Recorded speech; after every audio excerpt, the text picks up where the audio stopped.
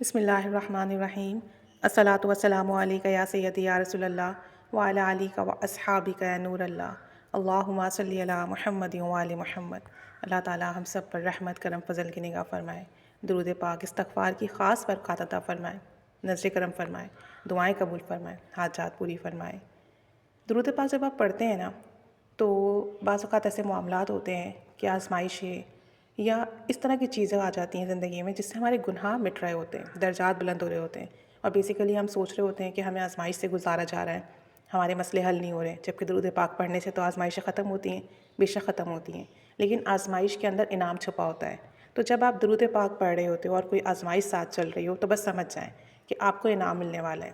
درود شریف کے سفر میں مجھ پر امتحانات بھی آئے جن سے مجھے گزرنا پڑا، اور کامیابی بھی ملی، جیسے کہ اچانک سے بیٹھے بٹھائے ایک دم سے بھی طبیعت خراب ہو گئی اور مجھے لگا کہ میں زندہ نہیں بچوں گی۔ کہتی ہیں کہ ان لمحات میں نا کیفیت بڑی عجیب سی تھی، جیسے کوئی چیز مجھ پر حاوی ہو گئی ہے، گھٹن، تکلیف، ایسا فیل ہو رہا تھا جیسے کہ بس یہ آخری لمحات ہیں، بس میری زندگی ختم ہو گئی۔ کہتی ہیں کہ اس وقت مجھے تھوڑا بہت قرآن پاک ذہن میں آیا، کلمہ درود شریف ذہن میں آیا، اور خود بخود یہ تمام چیزیں میری زبان پر جاری ہو گئیں۔ کہتی ہیں کہ میری حالت بہت بگڑ رہی تھی۔ پھر میرے عزیز لوگ مجھے ہسپتال لے کر گئے، ڈاکٹرز نے کہا کہ ان کو تھوڑی دیر یہاں آبزرویشن میں رکھا جائے گا۔ تھوڑی دیر آبزرویشن میں رکھا گیا، ٹریٹمنٹ ہوا، پھر ڈاکٹرز نے کہا کہ اگر آپ انہیں وقت پر نہ لاتے تو انہیں فالج کا اٹیک ہوا تھا، ان کی باڈی پیرالائز ہو جاتی۔ کہتی ہیں میں سوچ سوچ کے پریشان کہ آخر ایسا کیوں ہوا، کیونکہ میں بالکل صحت مند تھی، کوئی بری خبر نہیں سنی، کوئی مسئلہ نہیں ہوا، اچانک سے میری طبیعت اتنی خراب کیوں ہوئی؟ اور ڈاکٹر کے پاس بھی اس چیز کا کوئی جواب نہیں تھا، سارے ٹیسٹ کلیئر تھے، کسی قسم کی کوئی جسمانی پرابلم سامنے نہیں آئی۔ کہتی ہیں کہ میں نے اس کا ذکر اپنے ایک عزیز سے کیا تو انہوں نے مجھ سے کہا کہ آپ نے اگر کوئی کپڑے 24 گھنٹے تک پہنے ہیں، 24 آورس تک پہن رکھے ہیں اور واش نہیں ہوئے تو وہ مجھے دیجیے، میں امام مسجد سے چیک کروا کے معلومات لے لیتی ہوں یا لے لیتا ہوں، بہرحال کہ مسئلہ کیا ہے۔ تو انہوں نے جو ہے اپنے جو ڈریس تھا وہ انہیں بھجوایا۔ بہرحال جب چیک وغیرہ کیا گیا، روحانی تشخیص کی گئی تو پتہ چلا کہ جادو کروایا، اور جادو بھی مارنے کی نیت سے کرایا کہ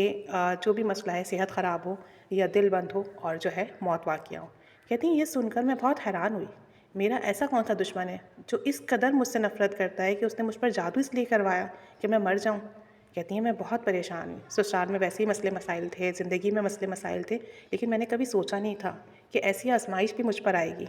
کہتی ہیں کہ ان دنوں میں بہت پریشان رہنے لگی تو مجھے درود ابراہیمی عطا ہوا، اور میں نے سارا دن درود ابراہیمی پڑھنا شروع کیا،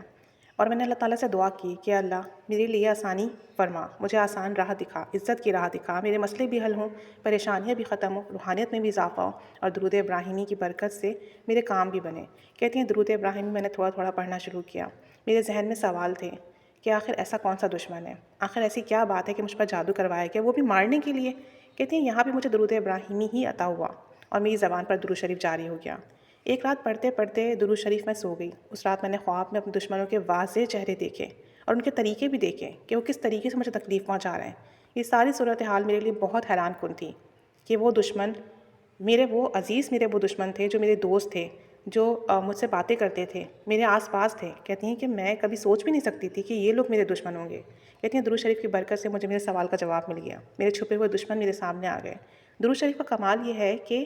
درود کے نور کی بدولت اللہ تعالیٰ آپ کے دل میں خیال ڈالتا ہے، آپ کی رہنمائی فرماتا ہے، اور اس معاملے میں آپ کو رہنمائی ملتی ہے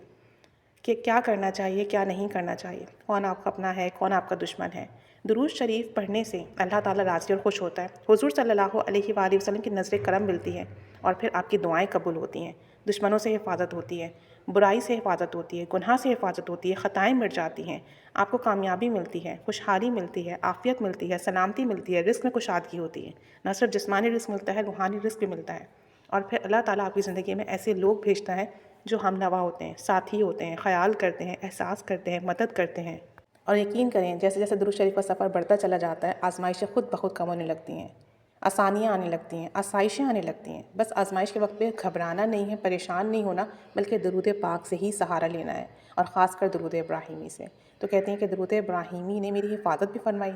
میرا جادو بھی ختم ہوا، دشمن میرے سامنے بھی آئے، اور اس کے بعد جو ہے اللہ کریم نے مجھے بے بہا برکتوں سے نوازا، کرم سے، فضل سے، رحمت سے نوازا۔ بس ہمیں بھی چاہیے کہ ہم درود پاک کی کثرت کریں تاکہ ہمارے سارے کام آسان اور ساری مشکلات ختم اور سارے کام بنیں۔ آمین۔